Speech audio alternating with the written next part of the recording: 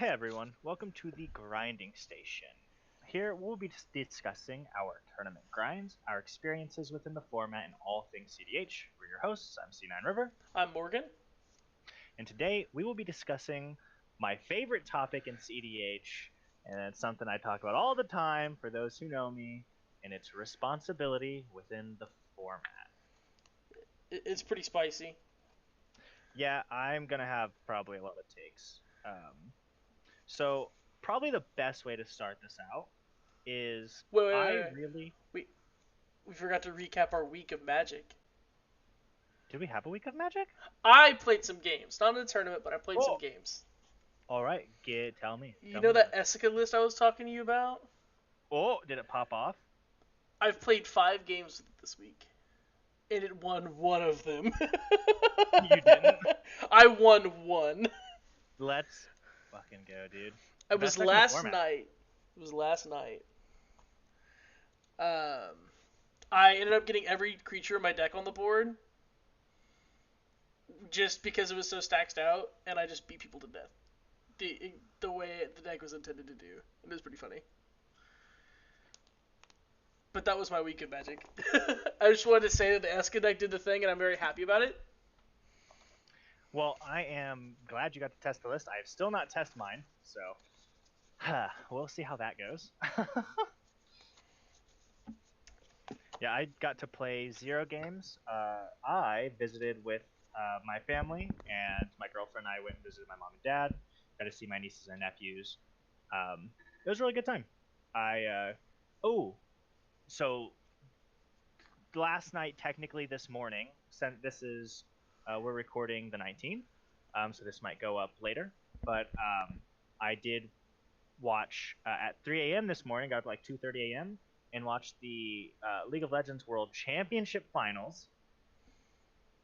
That was fun. Not MTG related, but SKT won, so I'm happy about that for World Championships for SKT, just pretty hype. But yeah, other than that, I haven't done anything Magic related in like a week.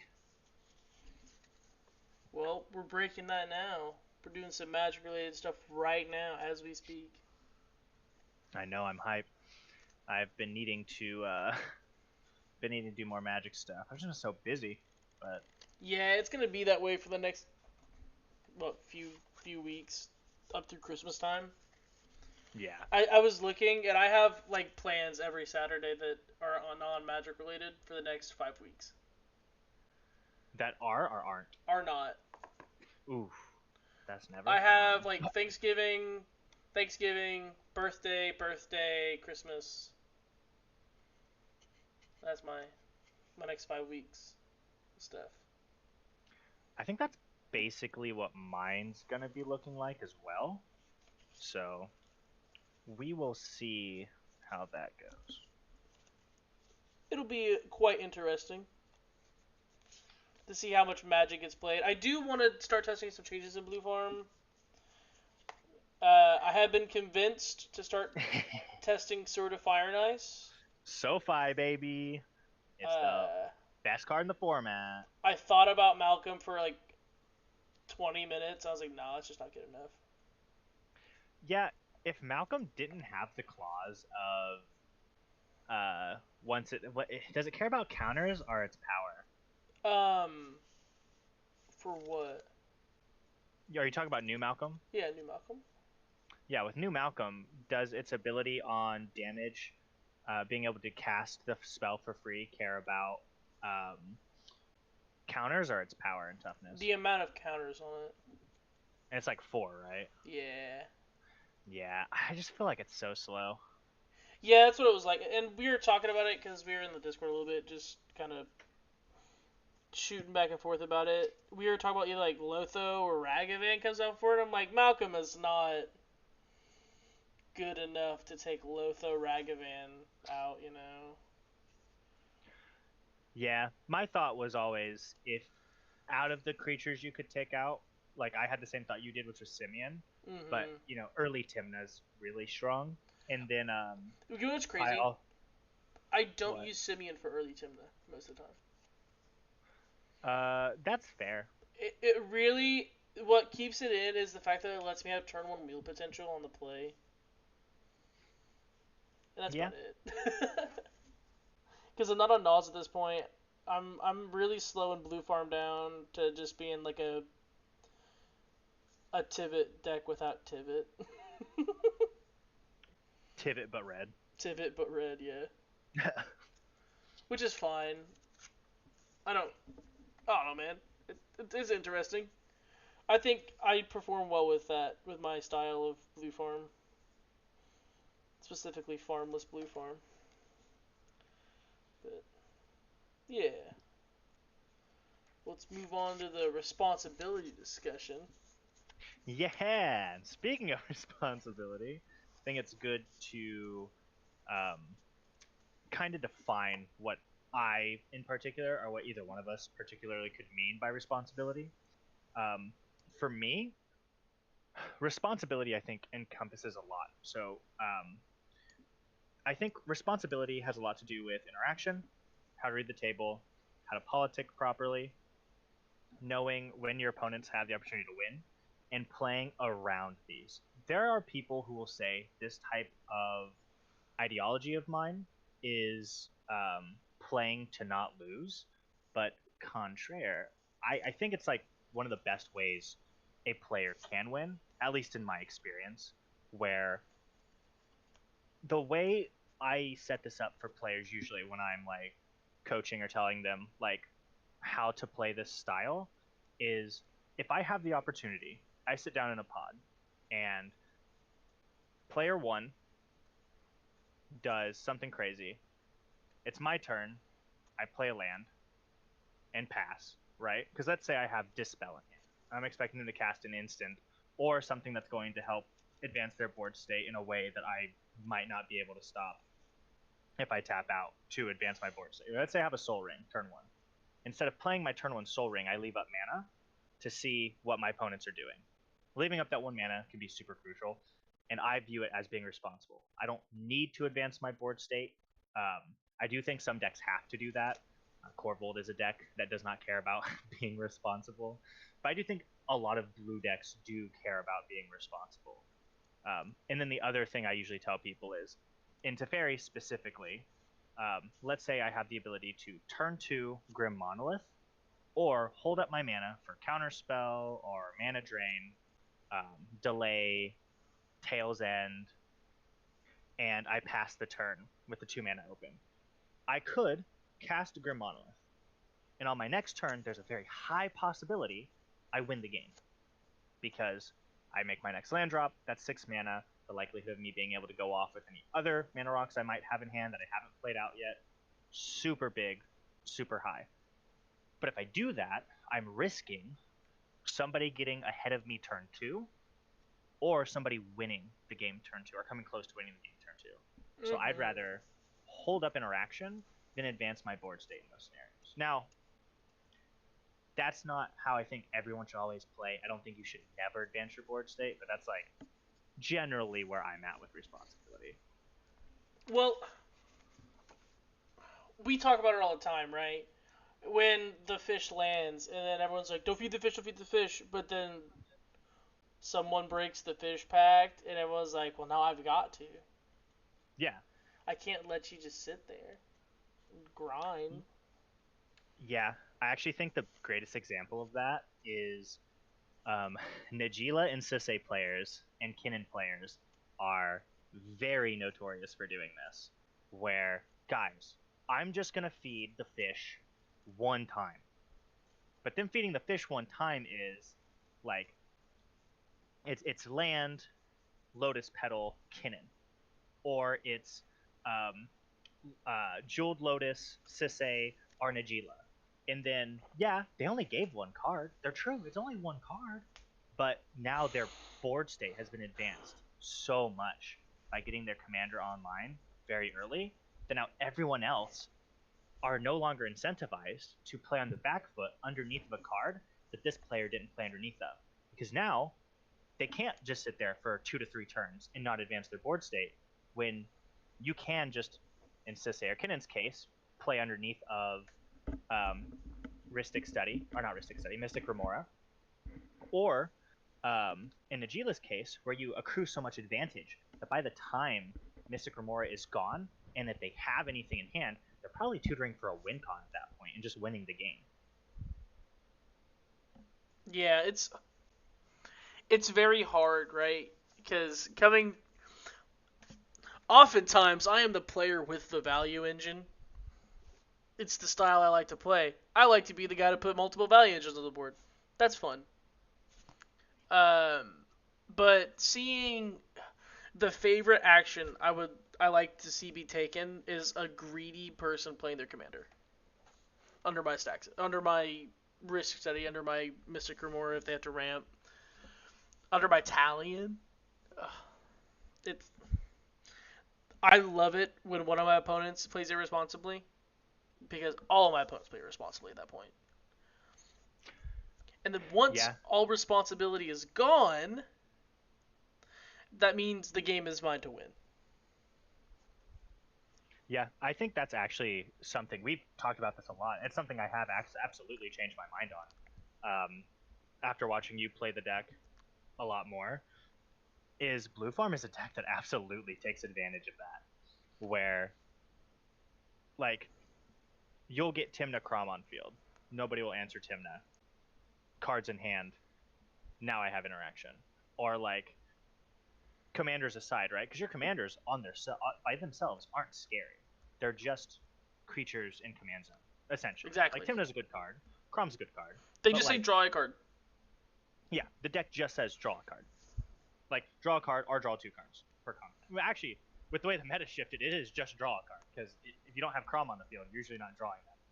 So like the ability to just play Advantage Engine and people knowing and thinking like, oh, their commanders in zone don't win them the game. I can let Rhystic Study resolve. I can let the One Ring resolve. I can feed them cards with Mystic Remora, not realizing that that's exactly what Blue Farm wants to do. That's the whole farming aspect of the deck. Is I want to farm card advantage so much that you can't play the game anymore. All of my 1-for-1s are beating your 1-for-1s always because of cards in hand. And now I'm winning the game because you're just giving me card advantage because you think you're going to outrace me and you're not. That's like, oh, sorry, you got on the topic of racing. I was at a tournament up north in northern Indiana at Mishawaka, and there was a pod, and one of the players said, "Don't worry, guys, I can outpace the consecrated Sphinx that the Kinnan player has on their board." Oh my gosh. They did not. Yeah, who would have thought, right? T-Bone was that Kinnan player with a Consphinx on his board. He won that game. I was the only person he dropped around to before the top 4 of that. And that was pretty funny because he was on the way home. He's like, yeah, one of the guys at one of my pods said he could outpace a consecrated Sphinx. He proceeded to not outpace the consecrated Sphinx, and I won the game. And that's the kind of greed I'm talking about, right? Because the situation that player was in, they could have tutored for like a board wipe before that, because that consecrated Sphinx came down to the turn before his. He could have tutored a board wipe. He had the tutor in hand. He could have tutored like a Bowmasters and maybe got some value under it. Kept killing Kinnan, you know. Just didn't. Decided to be greedy, and then let the value engine stick. Yeah, that's like a recurring pattern I've seen where people genuinely think they can get away with murder because for so long players did. Um, one of the big things that I think, one of the reasons I think Ad Naz was so bad for the format for a very long time, and I still think is toxic for the format, is it led people to believe that if I land Ad Nauseum, I win the game. I just have to land Ad Naz. And for a time, that was true. That was absolutely true. But now we're in a format where like 5 mana is a lot. If you're paying 5 mana and tapping out in a format where you're probably have already taken damage, one, depending on how much damage you take, depends on whether I care if your Ad Nauseum resolves at all. And if you're tapping out for ad nauseam, it's usually pretty telegraphed you don't have backup for the ad nauseam. So if I'm the responsible player at the table, and I know your deck's on ad nauseam, well, I can just sit there and wait. I don't gotta advance my board state. I don't gotta do anything. I know exactly what you want to do. And now you have to always think, especially in Dimir and Mono Blue specifically, or even like a deck like Kinnan. A deck like Kinnan's really good at like holding up mana and passing. Like it's almost like Kinnan. I think you've even said this. Like Kinnan has just become a better version of Bruce Thrass, where Yes, in Bruce my Thrass opinion, was yes. yeah, that deck was the deck that said Thrasios, Passios. I don't care what you guys do. I have answers. And now, like, Kinnan has become that. Talion has become that. Nimrus has become that. Teferi has become that. Like, these decks inherently now are telling players, like, sure, a blue farm even, right? Like, sure, go ahead. Play the way you've been playing this whole time. I'll punish it. And I think that's something that in a lot of tournament settings, you've seen me do this before, where I will flat out tell players, hey, you shouldn't go for the win here. I'm going to counter it. I have the interaction in hand. Your best bet is to pass. Because if you jump on what you love to call wall-to-wall interaction, I call it the grenade. Wall to wall.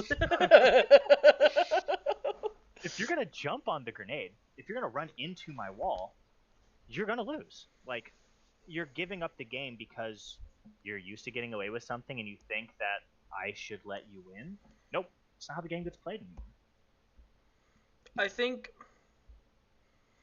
even in the last year, the way that the format has been played at the top tables has changed drastically, and people don't respect that change enough.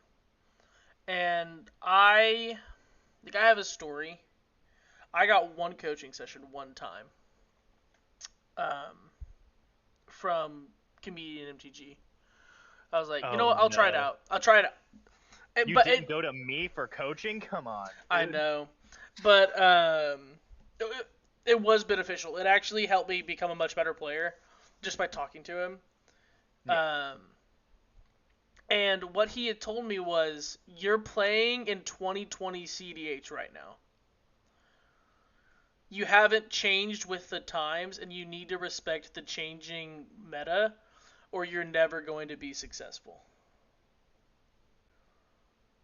And then I thought for a minute. I was like, you know what? You're right. I was a player who was at the top of my group since I basically started my cEDH community down here in Southern Indiana. I really brought people up to my level, but I didn't push myself because I was helping so many other people out. Right?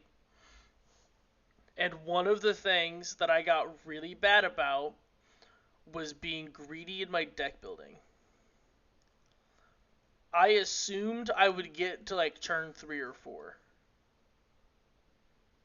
Because in my meta, that was a safe assumption.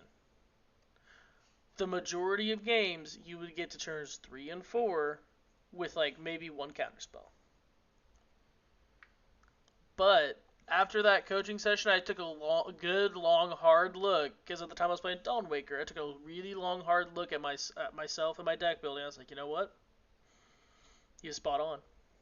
I am a very greedy deck builder right now. I need to work on it. I need to stop playing as greedy. I need to be fine with mulliganing. You know, I think with mulligans you can be very greedy. If you don't mulligan enough, it's like scared. I think it's a form of greed, right? You're like, oh, man, these cards in my hand are really, really, like, I need cards in my hand. You don't need cards in your hand all the time. I'm sorry, but you can mull down to 5 and be fine in almost any cEDH deck. Right? And mulliganing too aggressively is also an issue. So I've really worked on my mulliganing. I've really tried to, like, not be as greedy. Now, some games, I am still very greedy. Right? Like, we talked about the Lafayette tournament last week. I was greedy in that final pod. I kept the turn 1 Crom that could have gotten Force Willed. I knew it could get Force Willed. And I was like, and I got blown out. I got blown out. So, Sometimes my greed gets the best of me, but I think I become a much less greedy player, at least in regards to my deck building and mulliganing, than I have been in the past. Yeah, it's actually funny that you mentioned that game specifically because I was talking with Ben, who was also in your that final pod. Yeah. He was playing Grixis Control, and he was like, "Yeah, I was the one that force of willed his Crumb. I don't know. I think he had mentioned something about like he didn't know if it felt right because we were talking about like how good that pod felt. He's like, maybe I could have held it. And I was like, dude, no, that's like the play. Like you got to think like the amount of cards that were going to get played under Crom refills his hand. Like he no longer cares that he pitched his hand to get Crom if he gets more cards in hand, and then he gets to play Timna, and then like now you're staring at like even more card draw, and that was responsible. Like, and it's so wild to think because people there's the other taboo in cEDH that is like countering people's commanders is wrong, and it's something that's been kind of ingrained in the format for a long time. I remember when I first started, I would counter a commander. The one that was really big at the time that I played against was Tassiger.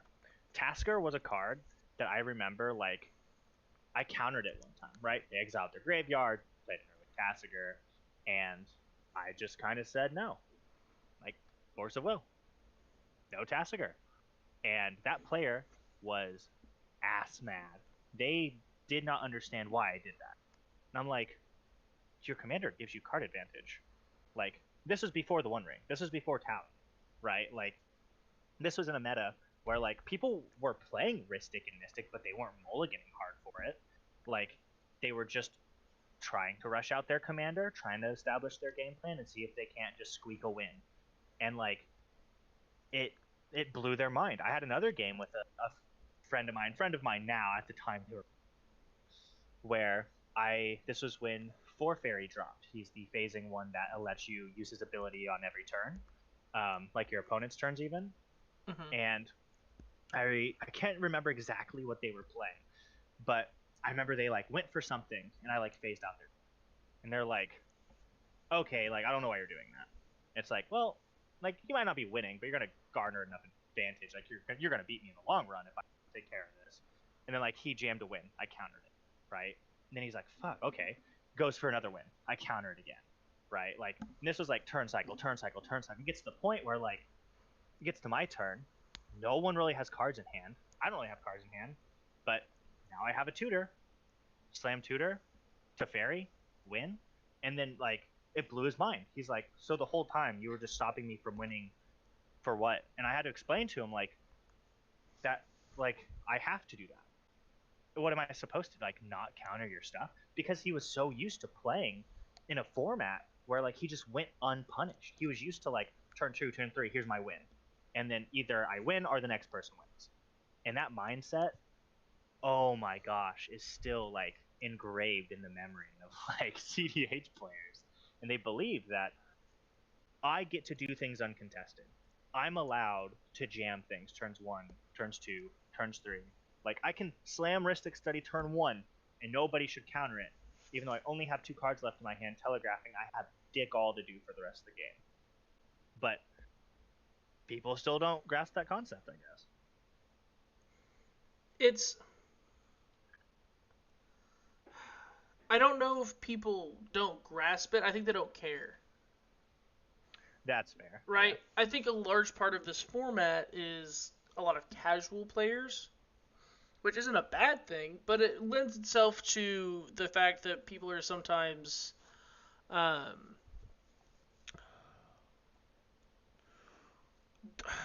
nonchalant. They don't necessarily like care all the time, right? Like they don't sit down and go every game is like the finals at Worlds, bro. Come on. I I don't have that attitude. Like I don't think that every game is that important.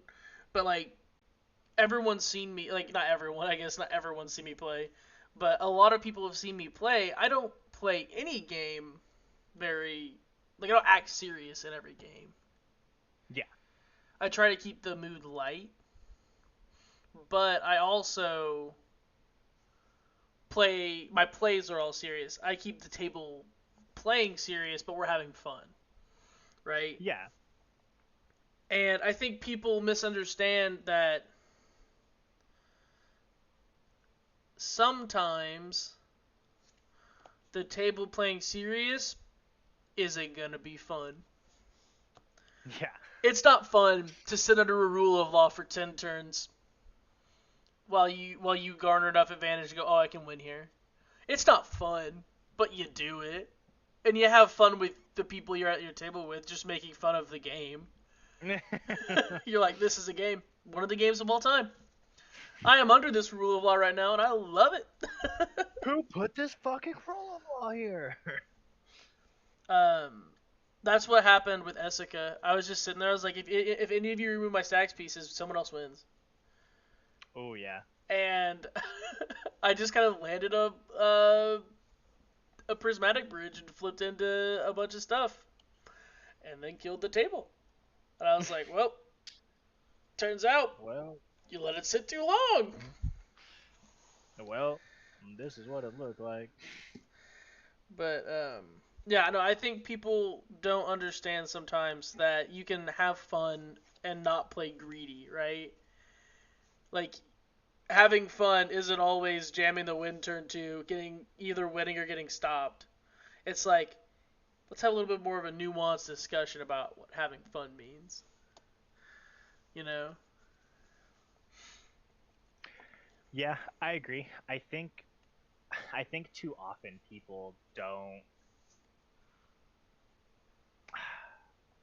I I think you're right. I think it's just people don't care, and it's kind of frustrating as what I would say. I think anyone who's played Magic with me will tell you that I am like the epitome of responsible in my games, and it's annoying to play against. I'm not gonna lie. Like I would hate to play against someone like me, and not because I'm not saying this like as if I win every game. I don't, but it can be very frustrating when you have somebody looking at you and going, "I know you're wanting to do X, Y, and Z.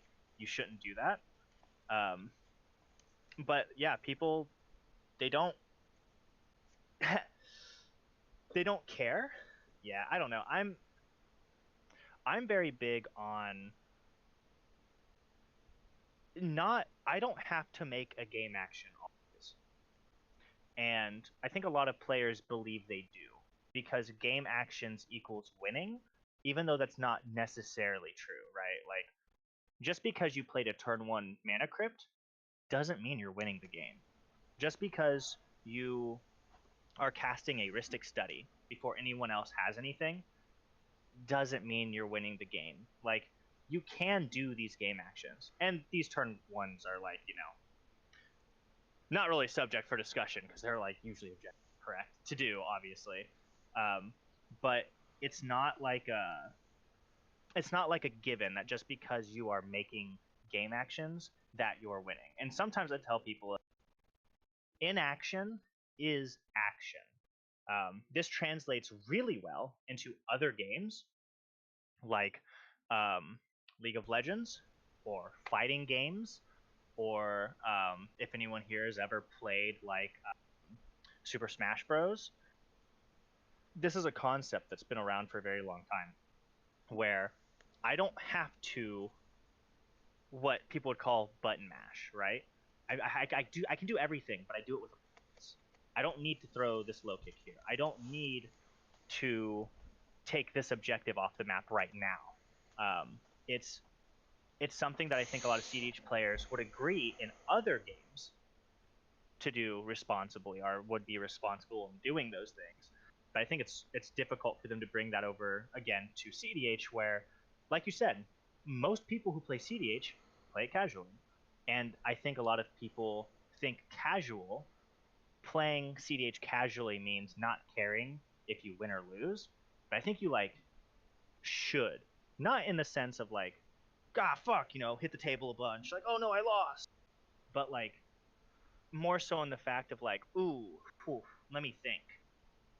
If I go for the win here and get stopped, this person's winning. I shouldn't force interaction out of that person's hand just to see if they have interaction. It's like really dumb, right? Like I do this thing in Teferi where I'll tell people, hey, I'm tapping out to cast my commander. You can counter it, but your smartest bet is to counter whatever I'm going to try and win. You should let me untap with Teferi and then pass my turn. I'll do that. And players usually will, because I will do that. Like, hey, one, I'm usually checking to see body language wise if people actually have interaction and I know whether or not I can go or not.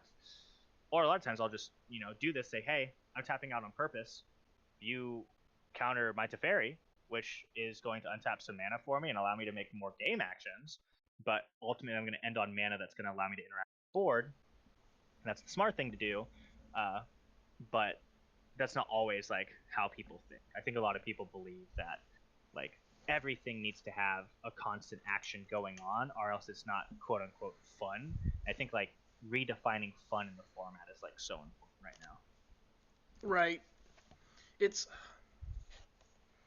a hard discussion to have because I'm started at a casual commander background, but I'm also one of the spikiest people I know. So I understand both sides of it, but I don't know. I don't know. I do not understand how to explain it to people as well as I wish I could. Yeah, I think I have it in my notes. One of the things that kind of draws my attention for this specifically with responsibility is like understanding like how to read the table and knowing when your opponents have the opportunity to win, like and interaction and knowing when to use interaction. I think this is like the core of what I mean, are like, you know, the the big enchilada, as the kids say. That's Where what the kids say, the big enchilada. I sure hope so, or else I'm wrong. Fuck, I can't afford that. But I think it boils down to like understanding what is happening in the game, why it's happening, and what's going to happen next. I think a lot of people. So I come from. You might not know this. I don't know if I talked to you about this specifically. When I was younger, I used to play chess competitively. Nothing crazy, mostly like country club stuff, like against adults. But I was like pretty good. And coming from that like competitive chess background and getting into like I said in a prior episode, I love analysis. I love game analysis. It's like my true passion. Um, I've picked up on so many things through playing. I had a game I won at I think it was the Tennessee tournament, if I remember correctly, Right. where, oh no, not the Tennessee tournament. At a tournament that I won based off of knowing what my opponent's Nissa deck did. I was able to rightfully convince the table, hey, we cannot let like Nissa go off. This is what the deck does. It does, it does this. It plays the fetch land. It grabs this. It puts into hand. You cast this, and then do this, and this is the combo they're looking for. And that player literally looked at me and was like, "Nobody else has respected my deck today." And like I've gotten wins based off of like people not understanding what my deck does. How do you know what my deck does? And it's like, oh, I've played against it before, like quite a lot. Like I have friends that play like mono green and cEDH, and that like blew their mind. Was that somebody that like knew what that deck was doing, or like another player in that pod who was playing Rafine, right? Like, oh wait, you know what Rafine wants to do? Yeah, Yeah, play dump against creatures, reanimate creatures. yeah, or like X value basically, right? Like Right. dump these cards I don't need. Now I have cards I need, and it's yeah, you're right.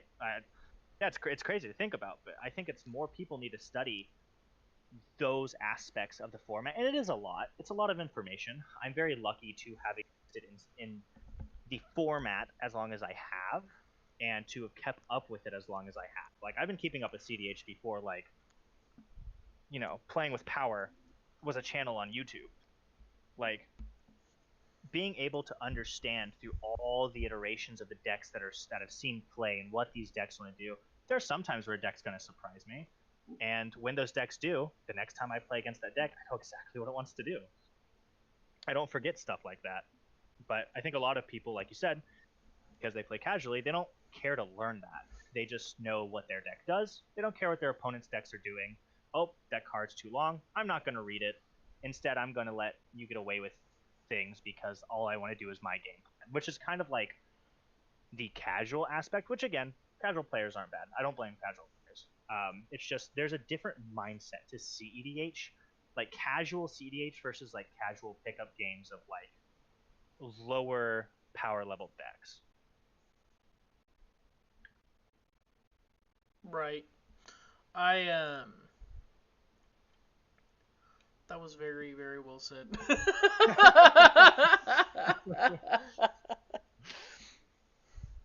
I feel like the fact that okay, so sorry. You're good. I play One Piece on the side, right? Oh my fucking god. That's my other game.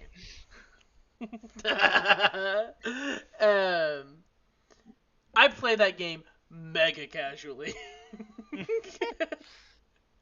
Like, I do play control in that game, but the control is so much different. You can't counter spells in that game. You can't you can very seldomly interact with your opponent's like mana in that game. You very seldomly like interact with their hand. So really, it's a board control game, and some of the cards are really wordy. And I have found myself in that game slipping and just not doing the right target because I didn't read anything on the board. I just snapped that stuff. Like, oh, I'll snap bottom deck that 7K beater that has an on play effect instead of your 5K beater that is doing an on attack effect that's actually winning you the game. Like, I've done that because I'm like, oh, big number's scary. I don't read cards. And I understand how people can do it, right?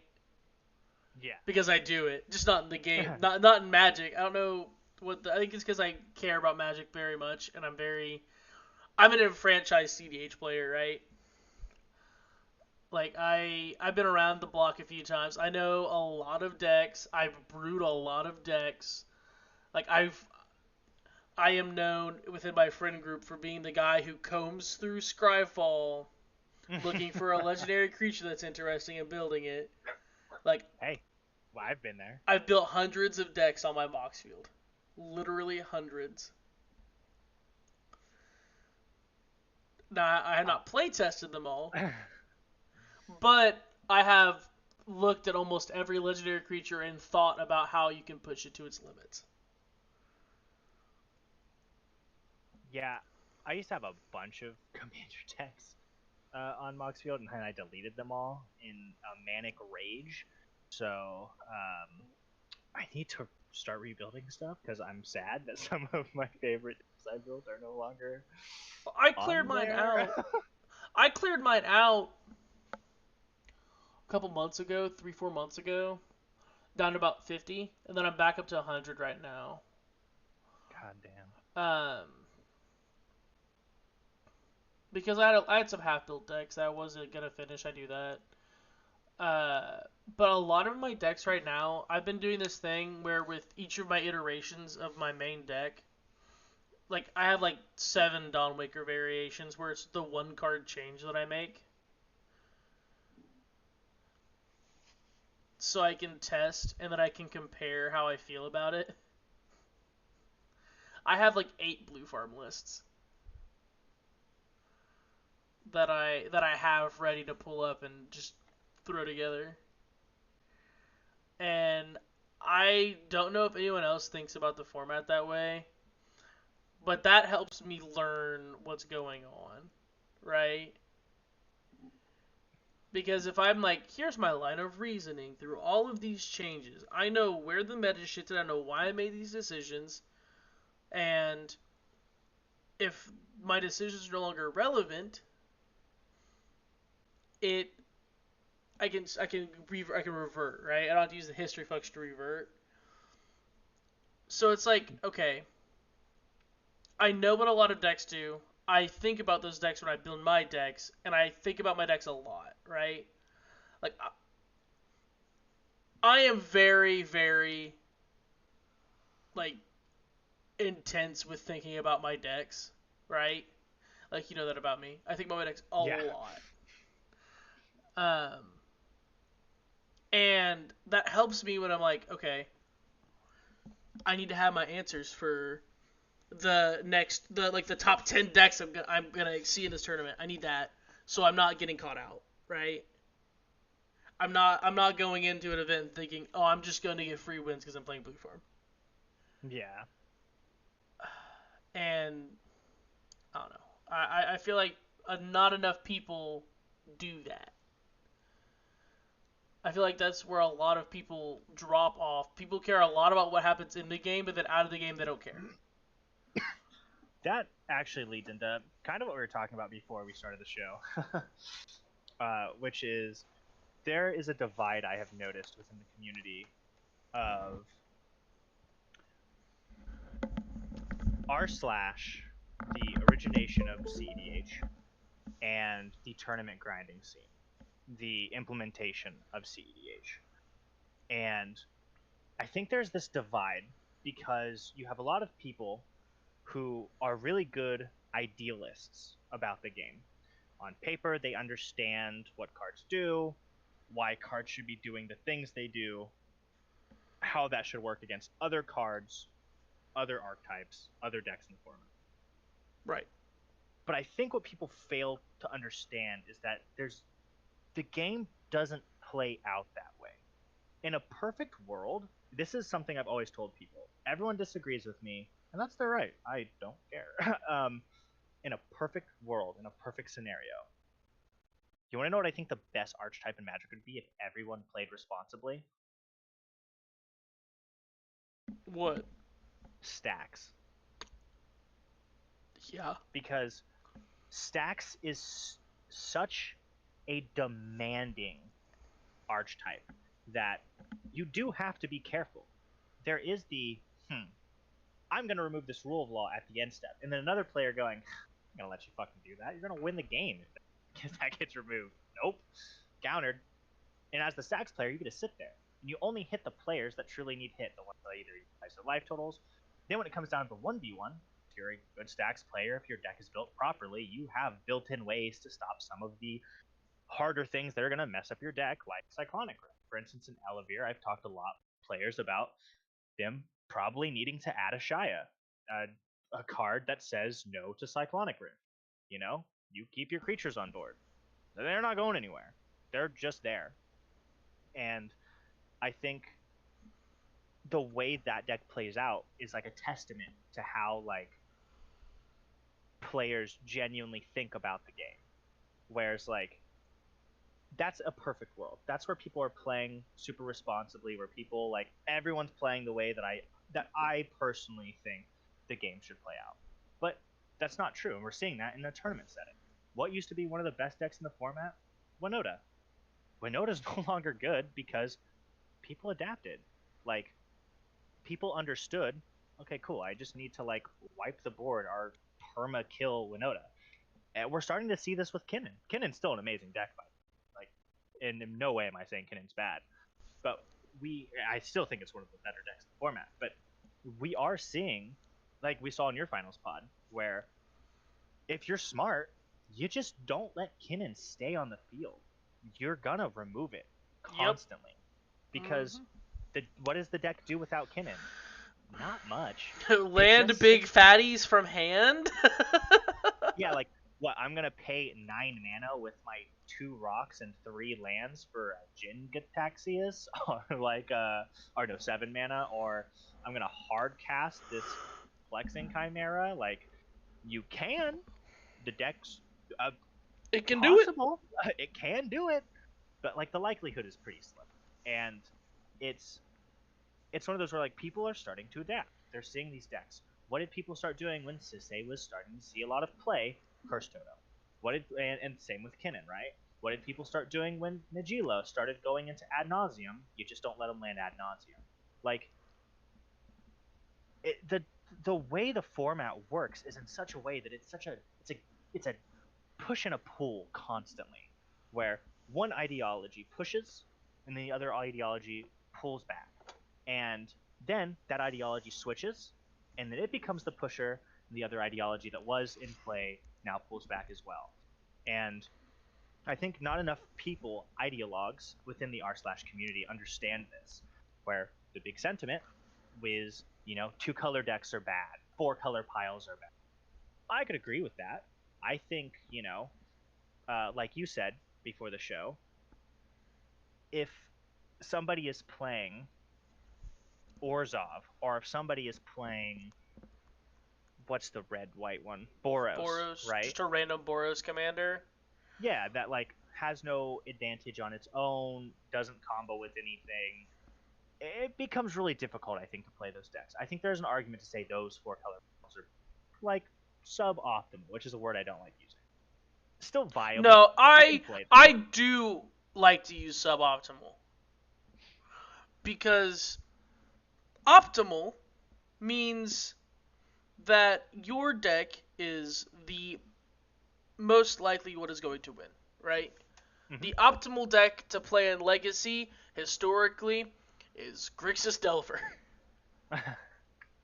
Now, people don't always play Grixis Delver, but that is like the optimal deck to play, right? A lot of the time. That's in cEDH historically the optimal deck. If we're looking at results, I guess would be Blue Farm. We don't really have that top deck, really. I mean, Blue Farm is considered the top deck. I don't agree that it's the undisputed top deck. But you have to realize when something is strictly worse, right? Yeah. I get told a lot that my ideas are just strictly worse than what I could be doing. Which is fine. I'd like to hear that. I'd like to hear that some of my things are suboptimal because at least people are thinking about it and going, no, I don't think that's right for the format. I don't think that's where it should go. I think that is actually detrimental to your own successes, your own like success rate. I think that that's a really good word to have in your like vocabulary. When you talk about cEDH. Now, I think some people use it too often. Yeah, I agree with that. I think that some people use it in the wrong context, but I think the word suboptimal is necessary when you're talking about a competitive format, right? And I think I consider cEDH to be a competitive format. Truly, I do. As someone who plays, who tries to play in some of the biggest tournaments in the format, I think that cEDH is a competitive format. Yeah, so I agree with that in the sense that, like, do I think Daughter of Autumn is worse than Elevere? Yes. Daughter of Autumn is a dog shit card. And, like, it should not see play.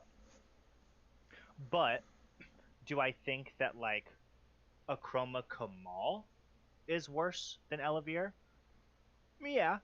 But how much worse, I think, can start to become debated. You know what I mean? Like, I think when we look at suboptimal, I think a lot of times, because when I hear suboptimal, or I see people use it, um, they aren't the ones that mean, oh, suboptimal is just like, this vanilla green white creature is worse than Elevere. They're using it as in like, oh yeah, Elevere just shouldn't see play because why would you not just play blue?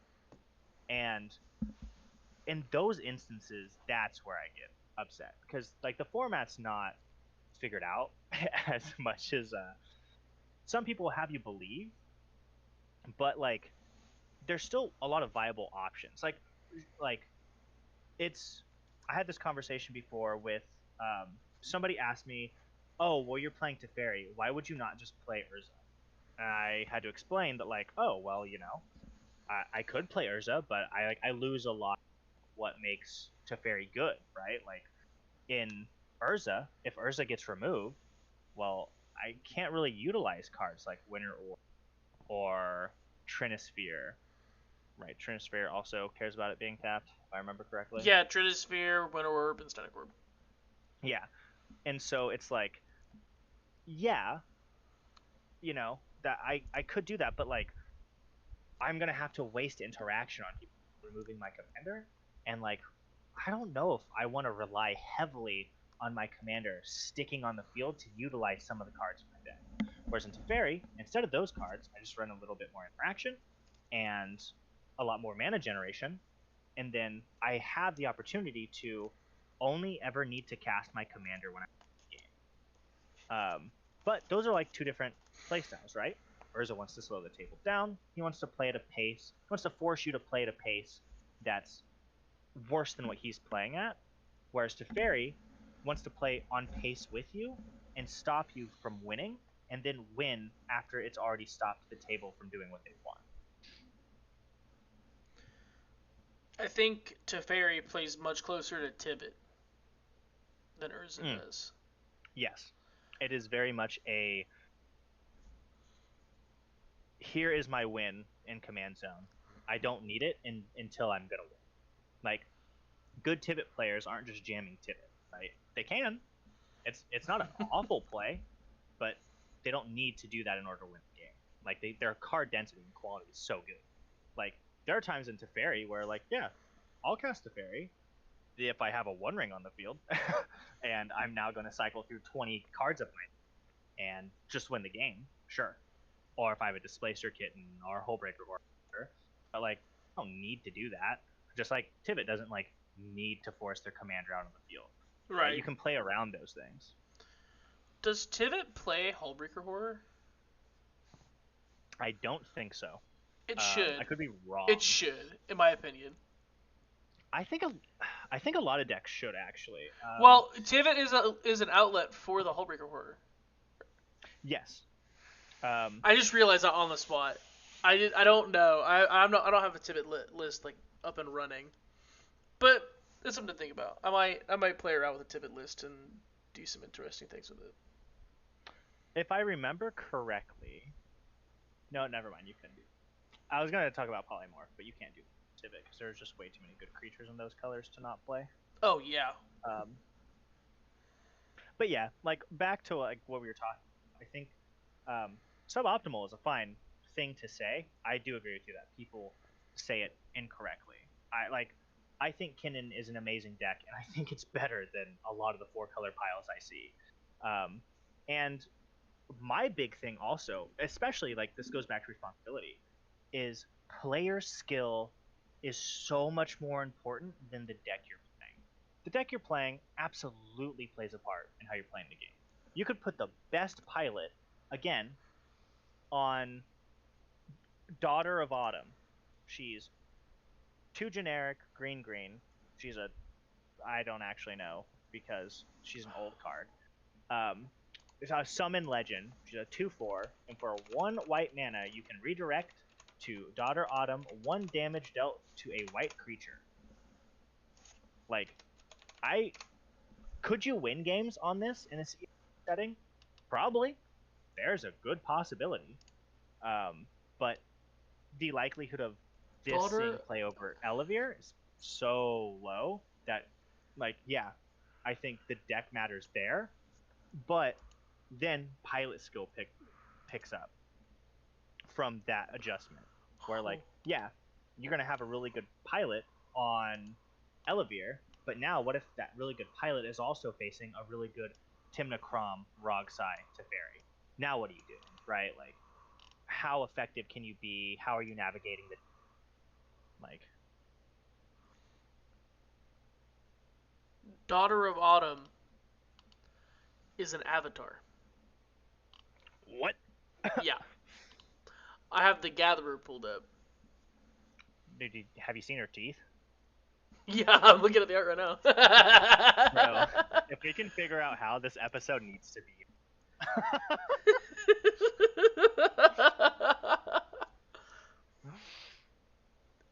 Huh. Isn't that wild? Daughter of Autumn, cEDH staple. cEDH staple. On God, on God. On baby, on mama. Oh. But yeah. Nah, I think a lot of people are. I hate to say it because I think I say it a lot. I think they're living in days gone by. You know? And I think people aren't catching up with the times. We live in a world where Nas isn't needed. Kinnon's topping tournaments. Winota's dead. And Tivit is a viable commander. These are unprecedented times in cEDH. It's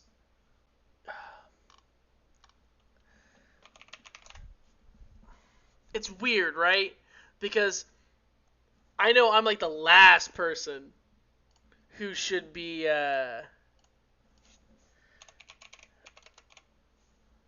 like telling people to catch up, but we have to make something happen. There's no reason that the majority of players are just so far behind what is like truly happening at the tournament scene, right? Because like you just mentioned it, right? Um, the players who are playing these tournaments, we were talking about this before the podcast. Players who play in the tournaments and that we play with don't necessarily respect a lot of things that happen online. Yeah. We've had so many discussions about it. Like I've had a lot alone, had some with River and other people that are attending tournaments, and it's like, yeah, the in-person like actual cEDH meta that we play in is just so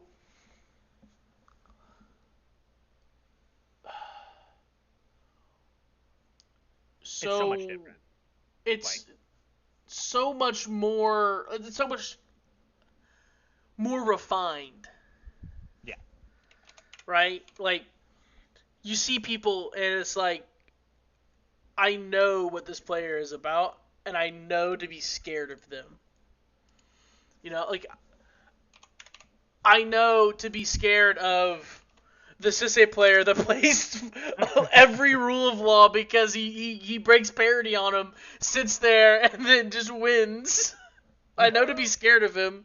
I enjoy talking to him. He's a good guy. He's awesome. But also, I'm terrified of that dude. You know? Yeah. And like the play patterns as well, something else where like again, there are games, don't get me wrong, I get frustrated in. But like you can attest to this. Any game I'm ever bitching about, it's not me bitching about veteran players within the community that we're in, right? It's not the people who are hard grinding these tournaments. It's usually just like people who don't know any better or don't want to change their ways. Like people who are forcing things when they don't need to, not playing responsibly, that type of stuff. Right. And it's kind of telling with that because when people begin I really wish more people would do the tournament scene. And it's really sad that again there is this match. And I don't understand why it's there. And it really upsets me that you have a group of players who are really fucking talented, people who are topping these events, people who are making meta calls.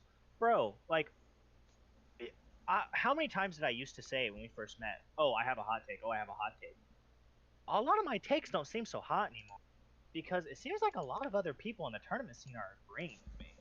Right. But all of my takes seem hot to people who like aren't in the tournament scene, who aren't grinding these local metas, who aren't like going to these bigger events and seeing what these other players' experiences are. Like I remember being told years. I brought this up before, but I'll always bring it up. I remember being told years ago that on r slash that trick bind and stifle effects were dog shit and I shouldn't play them. And then now it's like, oh yeah, in my control list I just run trick bind and tails because they're good cards. And I'm like, huh, yeah, you're right, they are good cards. I am correct. Like, and I'm sure there's gonna be metas where like they're not that great of cards, but as of right now they are. But then again, the online scene will tell you that like, oh no, those are bad cards. You should just run other cards instead. And it's such a weird divide because it makes me wonder how important, man, how do I say this without sounding mean? how how relevant is someone's local meta versus a tournament meta? Like, could you imagine somebody coming up to a professional modern player and saying, like, oh yeah, my deck of, my deck with Mentor the Meek and Grand Abolisher and I don't know, fucking Leonin Relic Warder and all mono white. It's so good in my local meta. Like, I genuinely believe this is like the best deck in the form. And then like having to explain that to somebody who like plays in the meta and knows that it wouldn't do anything.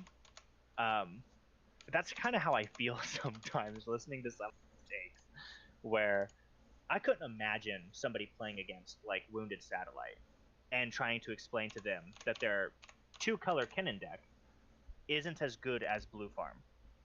Like, a player who's pioneered the deck at this point, or even someone like Ian, right? How do you explain to these players who've had success on these decks, who are good pilots, and you're gonna say that like, oh, they would do better on 4-color decks? I don't even know if they would agree with that, because if that was the case, why is Ian not just perma playing Blue Farm now? Why would these other, top end players not just swap to Blue Farm or 5-color decks? Because they don't need to. Because they know that if they play Najeela's a threat. It's just gonna get perma removed. Najeela is a threat. But it really is. But if I instead play like, I'm trying to think of another commander, but perfect example, Elsha, right? Right. She's the play from top of library commander. But if I play Elsha, people think the effect is whatever. I lost a game to that. Like, I could do nothing against it. It was wild. That was also the game where I trick binded someone's Thoric win attempt. That was fun. For me, not them. But they didn't look too angry about it. No, he was such a good guy. I need to reach out to him and have some more discussions with him. He's a really cool dude.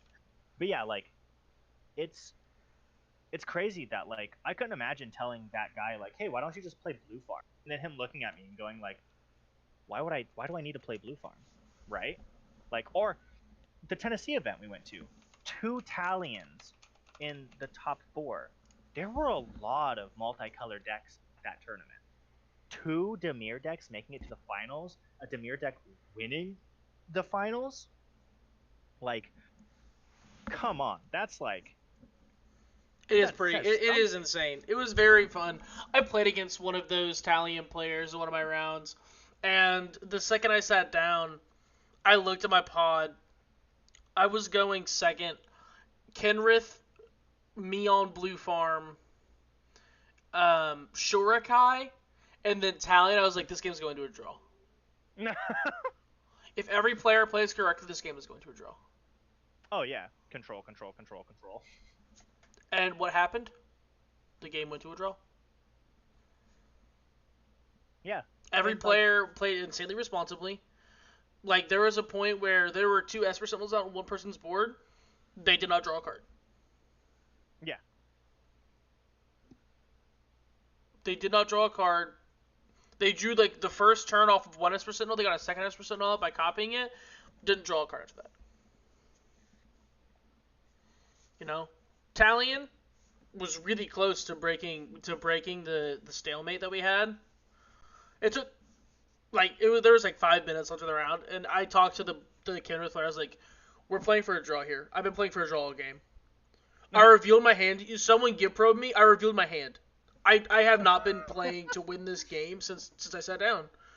Because because I would like to believe that my opponents play 100% correctly, and if they don't, obviously I exploit that, right? Yeah. But in that game, there was nothing I could exploit with the cards in my hand. Like I did not see a world where I won that game, and so we all drew. We all got the point. We moved on, and it was a very rewarding game. Like none of us felt bad playing it. It was just a very interesting time with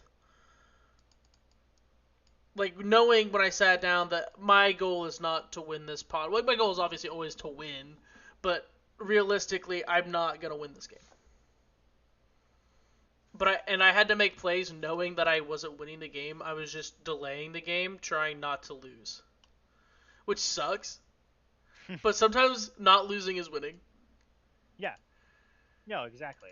I think that's another thing players don't grasp as well is like, yeah, your decks do not yours, but like people on mine. Like, yeah, their decks do really good in their local metas where they're allowed to play a 3-hour game. That's not how the real world works in tournament settings. You got, what is it, 75 minutes? 75 minutes, maybe 90 minutes. Yeah. You really think your deck that consistently goes into 1.5, 2-hour games is gonna be able to like hold its own in a tournament setting where people are gonna just force you to play faster? Nope. That's not how that works. Like, and I hate to dog on r slash. Like, I have a lot of friends in there. It's honestly a good place. I wish it was better, and I think the mods are trying to do a better job cleaning up the community image, but I think as long as we have players who act elitist, I think it becomes really hard to implement responsibility within cEDH, within the community, within the playstyle, because why would they play any differently when what's been working for them is working for them? And I think Right. that's the big difference between like in a tournament setting, you can go a tournament and not win a single game. You learn a lot when that happens. You do. And Or you should. yeah, you should. And the good players do, right? Ian had what, a tournament he didn't make the top 16, and the next two tournaments he won 2 time twisters. Right. Like, you learn a lot in those losses. It really makes you a hungrier player. But when you always play for no stakes, and you're only ever playing with people who already know your playstyle, already know what you're doing, it's a lot different atmosphere. So yeah, on paper, your deck's probably really good.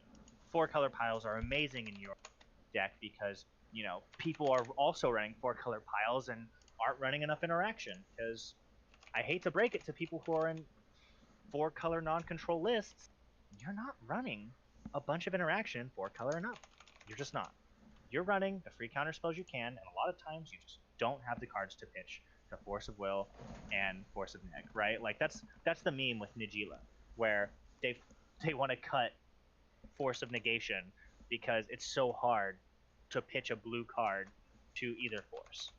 Like, and a lot of times your card quality is so good, what are you pitching?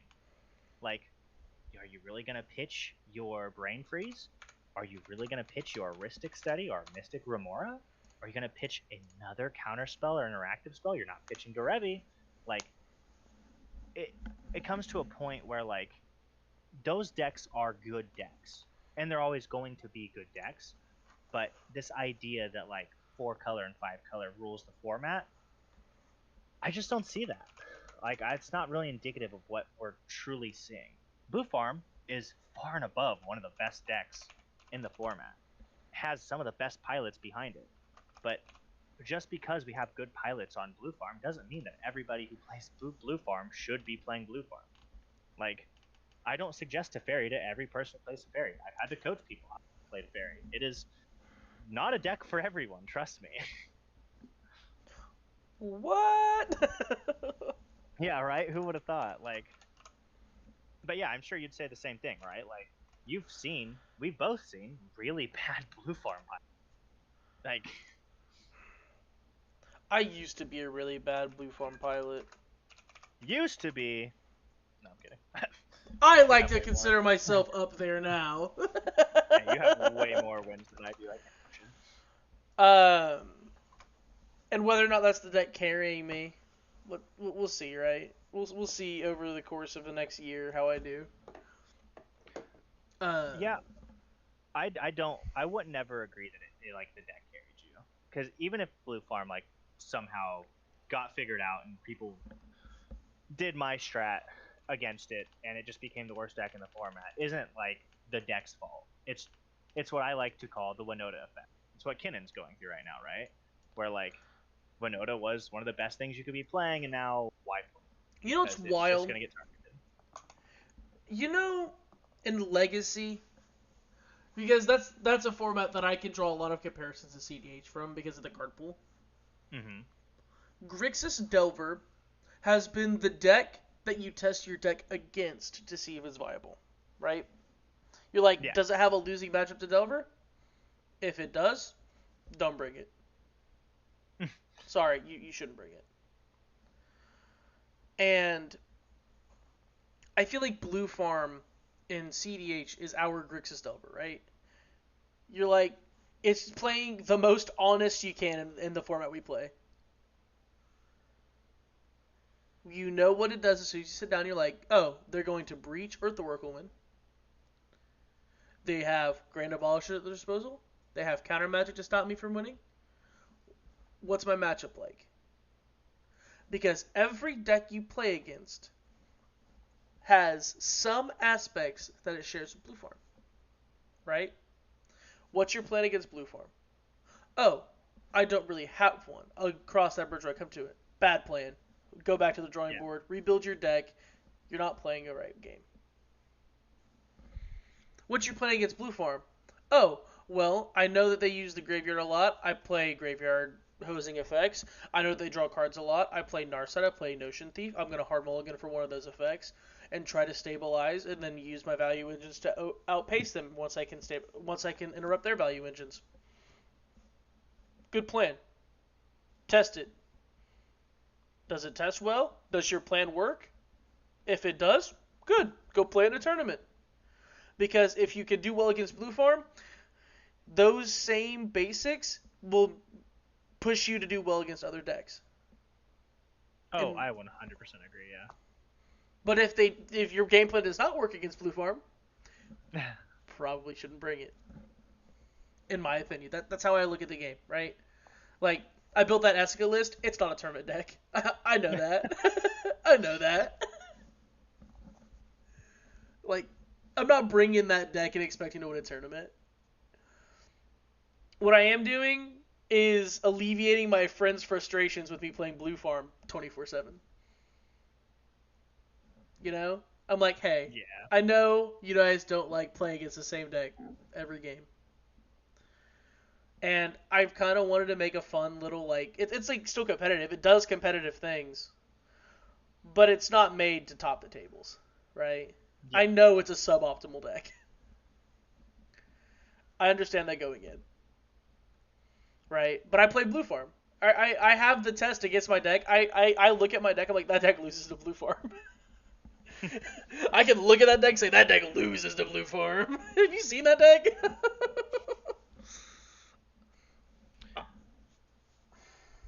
I have a lot of people in my playgroup who play weird commanders, but they play against me every game. So their commanders hold up in a general meta, Mm-hmm. right? You met Nate. Have you seen his Zerzoff deck? That deck plays pretty well into Blue Farm. It controls the board, punishes his opponents for drawing cards, locks down the game, and then wins with a dual caster twin flame finish.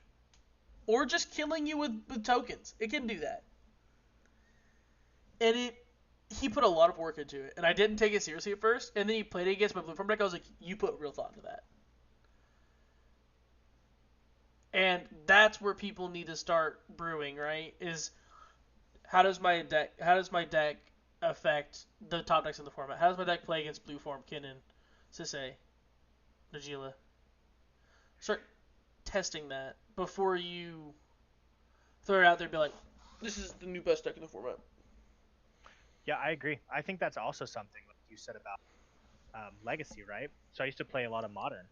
When I played Soul Sisters in Modern, back when, Splinter Twin was a thing, I already had the best deck matchup against the best deck in the format at the time, right? But, like, my deck still needed to win against other decks. My deck wasn't just anti, Splinter Twin. I already knew that matchup was fun. But I needed to make sure that I did good against Amulet type. I needed to make sure that I had the removal, consistent removal against Infect. I needed to make sure that I had my game plan set up the way I did, so that my deck could still hold its own, and it did. My my Soul Sister list was great. I loved it. It was really fun, and I think that's a mindset that people who play other formats coming into Magic, the reason they do well, the reason we see people like Brian come into the cEDH events and do well, or other pro grinders from other formats within MTG do well, is because they already had that mindset. They already know that well, do I want to play the best deck in the format? Yes, I'll play the best deck in the format. I'm going to learn all of its ins and outs. I'm going to learn its matchups against other things. And we're going to see how well I do with it. Or do I want to play the best deck in the format? No. What do I want to play against the best deck? What has consistent good matchups? What's topping when it isn't? Those types of conversations should be happening amongst players. They aren't. And I challenge players, specifically on r/, and there are some, I know the mods do, that I would really like to see attend these tournaments. If your ideology is correct, it should show through. I know my ideology is tested. I know the ideology of responsibility within the form is tested. I see it every time I go to a tournament. I hear the same feedback when I talk to these players who are consistently going to these tournaments. When I explain my thought process to them, they agree. So if yours are correct, implement them. It's fine to have an idea on paper. It's fine to believe that 4-color decks are the best. Okay? If you think Blue Farm's the best deck in the format, take it to a tournament. I better see you winning tournaments. Because if you're not, how good is your ideology? How good is your concept of the format? But Kenrith is a toolbox commander. Theoretical doesn't matter. Theoretical could mean a multitude of things. Theoretically, Stack should be one of the best archetypes in the format. But it isn't. There's a reason why these things get tested. Like you said, they should. You should test. I think the best way to test is with people who grind these tournaments and is in a tournament setting. But a lot of people probably won't agree with me on that. I do. It's okay. That's true. Good. I feel a little validated. Yeah, I think that is where we have already done the years of ideology with cEDH, right? Now it's the implementation portion of it, and I think that scares a lot of players.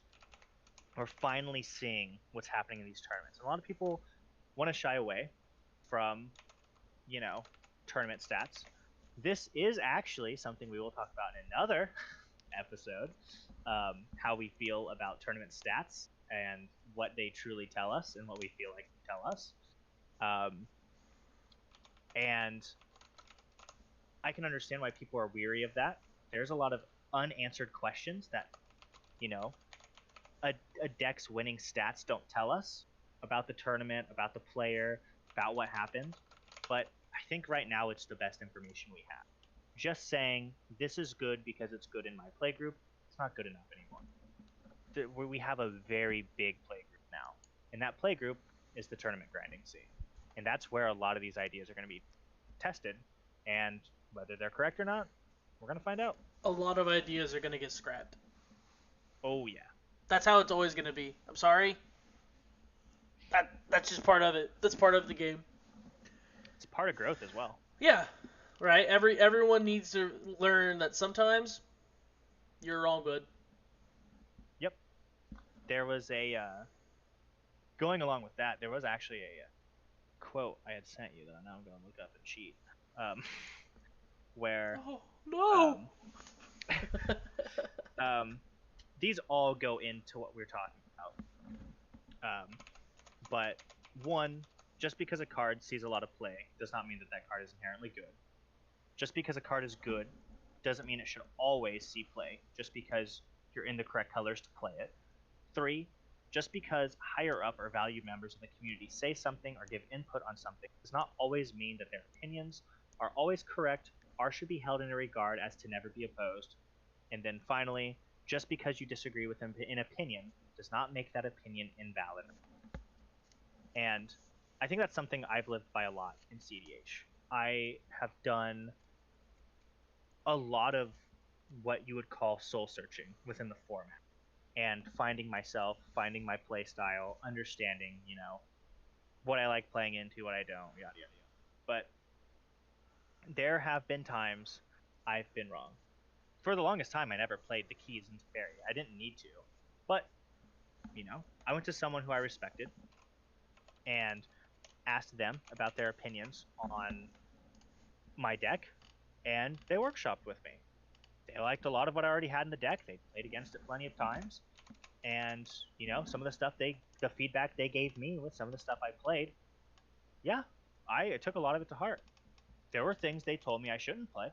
For instance, they didn't like that I played Arcane Signet or Thought Vessel, but I still play those cards, and they're still good cards. They didn't have to agree with that one take. That doesn't mean that I think everything they say is wrong. They're a player I hold in they're actually the player I hold in highest regard when it comes to anything cEDH related. But that's okay. I've workshopped my decks with other players multiple times, and I've been told that why would you play this over this? And I've tested it and found out that you know what, this actually does feel better than what I was on before. I used to play Whirlwind Denial. I still think Whirlwind Denial is a good card. People disagree with me on that. I think it stops a lot of, funny enough, triggers on stack for 3 mana, which is really nice. I have a lot of cards like it. But instead, I could just be countering things that are happening before they happen. So, and that's a philosophy that's worked out better for me. So, I mean, yeah. I already told my story about my philosophy being just taken out back and shot in the head. Ian he helped me a lot. I don't like to admit it, but he helped me a lot. I respect that opinion. I did need to update my philosophy and actually go back to the drawing board and not build like I was playing in 2020. And I learned that, and I moved on, and now I feel like I am a much better player for it. I think learning when you were wrong and learning how to take that is the only step to get better, and the only way to really do that, at least for a lot of the players that I play with, is to get out there and be like, hey, I'm going to play against the best decks in the format with the best pilots piloting them. And then they're going to beat me down, and I'm going to come back, and I'm going to keep trying. And eventually, I'll be at their level. Yeah. I think that's part of the beauty of Magic the Gathering, is that anyone can get better at it. And I think it's a lot of testing. This is something I tell players a lot. A lot of the players I've helped, one of the big things I always tell them, even if I disagree with some of their takes, I'll say, you know what? I could be wrong. Test it. I love when people prove me wrong. If I tell you I think a card is bad, you go to a tournament and you find out that it's actually just good, and you're like, actually, in these situations as people, shit, I could learn something. I definitely will tell you I have some hot takes. For instance, I still think Sword of Fire and Ice is an insane card. I'm gonna get more people to play it. I think a lot of the swords are actually overlooked in a meta where more flying creatures are going to be utilized or played around and buffing your creatures and protection, whatever. But especially with the more removal that comes about, but like it's okay for players to disagree with me on that, and I could test my Malcolm farm list and find out that what Sword of Fire and Ice sucks, and I wasn't actually correct, or I shouldn't be on like all the draw advantage engines I have.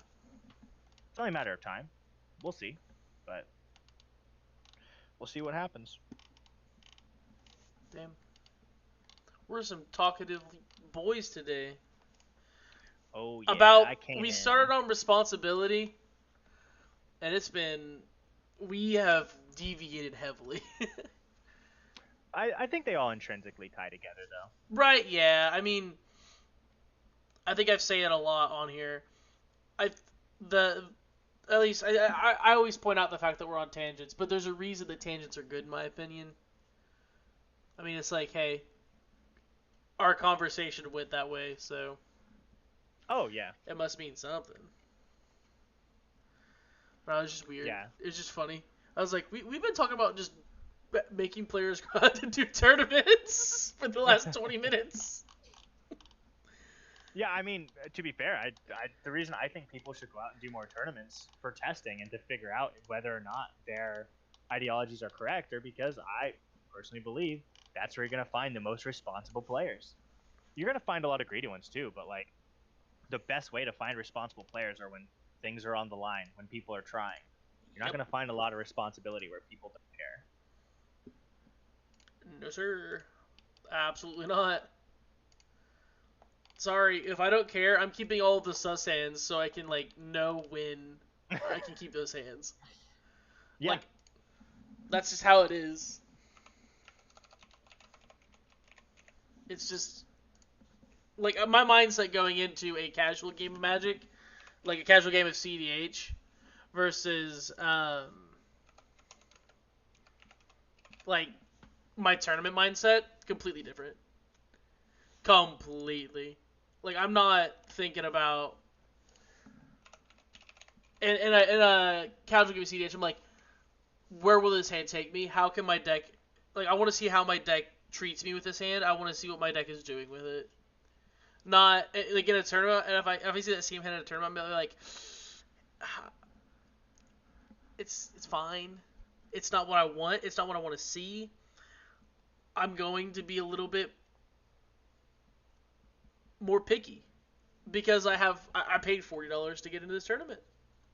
Yeah. I don't want to lose $40 round 2 because I took a loss. You know? Like, that sucks.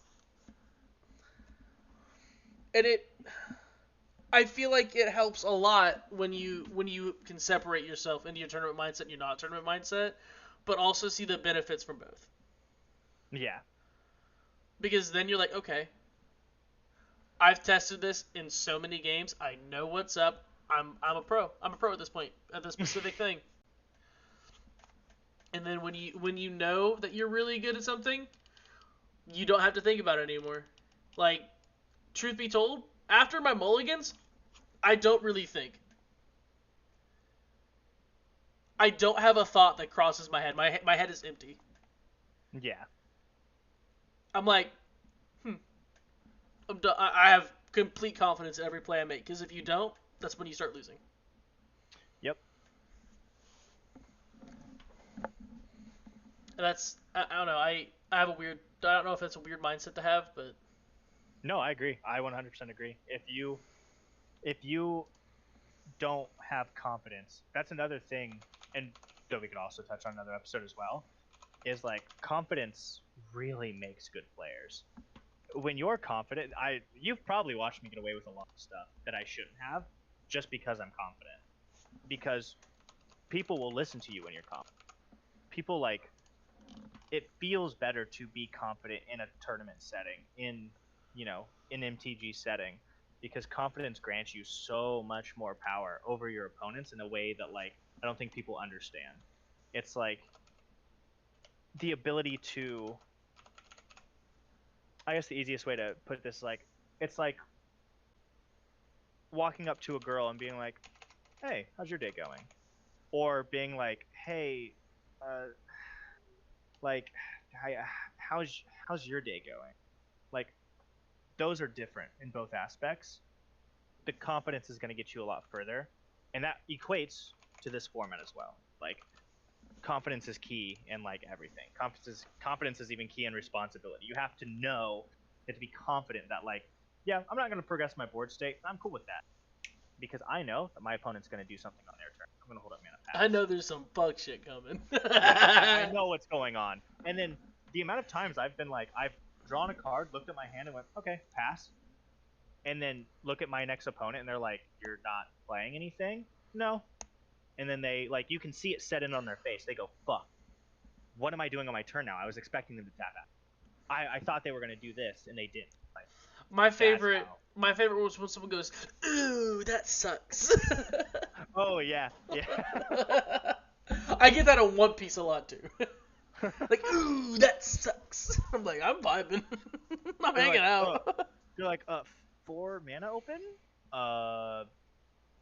Darn. Do you just not have mana rocks? And I'll be like, I do. And then they're like, oh, we're in trouble. Oh, no. Oh, wait a minute. How many cards are mana rocks in their hand? Can I actually play a card this turn? But yeah, all in all, I think, responsibility is definitely big. Confidence is definitely big. And the tournament scene, I think, is where it's at. I think a lot of people are going to have to come to terms with the tournament grind. And if they don't, they'll eventually get left in the dust. Ideas can't stay ideas. Eventually, they have to be tested. If they don't get tested, then they're just blueprints that lead to nothing. Yeah.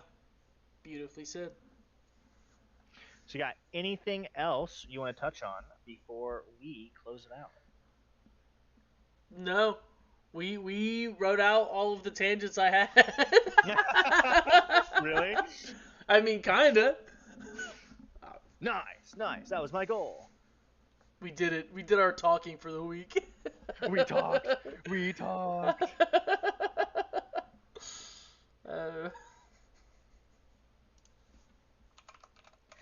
Yeah. No, I'm fairly comfortable with where we're at. Yeah, me too, honestly. I think today went very well. So yeah. I think that's how we'll close it out.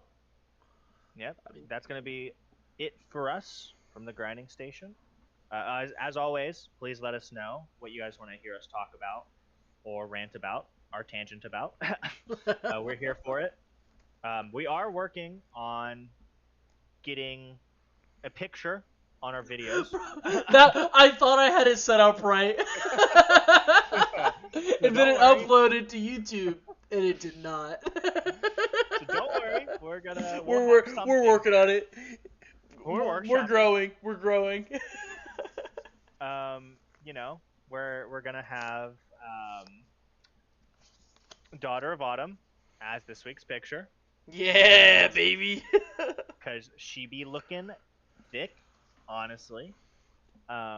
Way better than anything AI art generates. So, but yeah, let us know. Also, another thing too, we'd love to hear feedback about other tournament grinders' perspectives on the format. If there's anything you feel like maybe we wrong, or maybe you could add to what we're saying, please do so. We're more than welcome to be proven wrong. We're more than welcome to have these types of discussions with you guys, our fans. We're looking to grow, obviously. We're not here to like get famous or anything, but we are looking our to, fans. We don't have fans. Well, when we start getting fans, we definitely want to hear the criticism, albeit I hope it's constructive. Because I'm not going to read anything that's not. So get fucked. Don't worry, I'll read everything that's not. Good.